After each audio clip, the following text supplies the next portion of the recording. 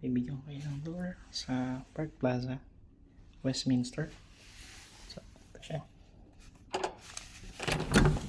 So, ayan, room tour tayo. So, dito, pagpasok mo, may horizontal mirror. Maganda siya. So, nilalagyan nila ng mirror siguro kasi medyo maliit lang yung room. Para mo malaki. Yan, tapos may side table. Yan, dyan yung sapatos. Yes. Telepono. May couch, leather couch, color white. Tapos mayroon ulit desk na maliit, mesang maliit. Tapos meron siyang couch, upuan na pwedeng ikunin lang. Tapos meron siyang TV. Yan. So ito na yung hallway mo papunta ng kwarto. Pero daan muna tayo ng CR, bathroom. So sa bathroom, ayan, kita mo agad may bathtub, tapos hot and cold, tapos meron na siyang shampoo, conditioner, and body wash. Pagdating dito, may malaking mirror. Ayan. Toiletries ko, nalagay ko na dyan. Tapos, ayan yung sink. Ayan. Dito meron din hand wash, tsaka lotion. Tapos, doon na yung toilet. Ayan. May accent lang siya ng black na ano. Tapos, ito yung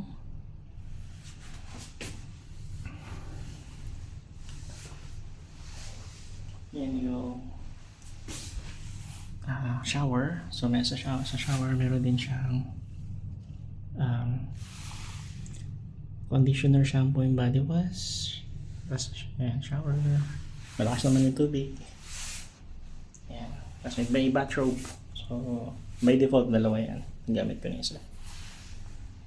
So ayan. Tapos palabas mo may full size mirror para bago umalis may mukha mo. Ayan. Tapos dito merong maliit na pantry. Yan yung ano nila. Tapos provide sila ng mga tsaa, kape. Yan. Yung gata, yung ano dito, gatas na sa ano, sa shake. Yan. Bumili ako ng ano. Tapos may provide na tubig. Ito ako bumili niyan. Yan.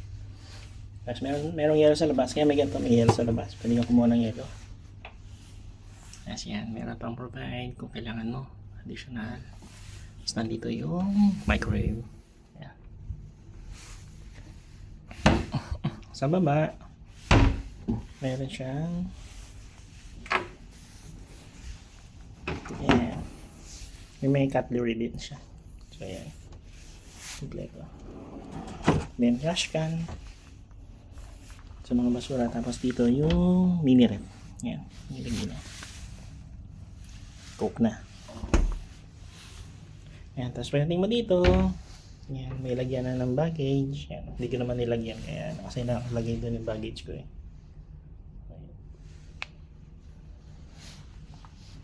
Ayan, so ito yung working desk. Ayan.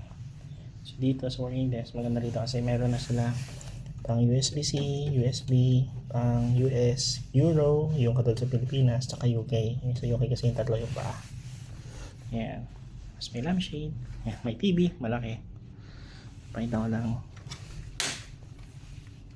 Ayan, pinapatay ko kasi siya dahil nasisilaw ako minsan sa gabi.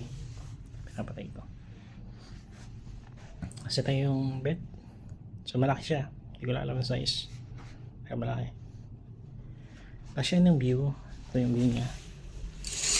Ayan, so ang view niya ay yung kabilang hotel. So itong hotel na to is yung sorry, ito pala yung, hindi ko alam kung hotel to, pero tingin ko hotel, hindi ko sure, hindi ko masyadong pasado eh. Basta ito yung road na yan na yung Westminster, papunta na dun sa Elizabeth Tower or yung tawag nilang Big Ben. Ayan. So, tapos ito pala. Yan yung closet. So, medyo awkward yung closet kasi, ayan, hindi siya bumubukas na maayos. Oh, weird. Ayan, hindi siya bumubukas na maayos. So, okay lang naman. So, ayan. Yan yung gamit natin. Ayan. Oops. Hindi maayos. Hindi lang ilagay. Ayan. So, ayan ang room tour. So, ang 360. So, nag-stay na ako dito ng almost 3 weeks na ako. Ngayon ko lang na-room tour kasi ngayon lang siya. Tinamad ako eh. So, ngayon bagong linis siya. Usually kasi medyo madumi yan. Okay. So, ito may mga pasalubong na para sa mga ka-opisina. May galing din yan sa mga taga-London. So, yan. Ganda. Tapos ito. Ay nga pala dito, yung aircon vent. Yan. Tapos sa loob ng closet mo, merong negative air. Sabihin, meron siyang pahigop.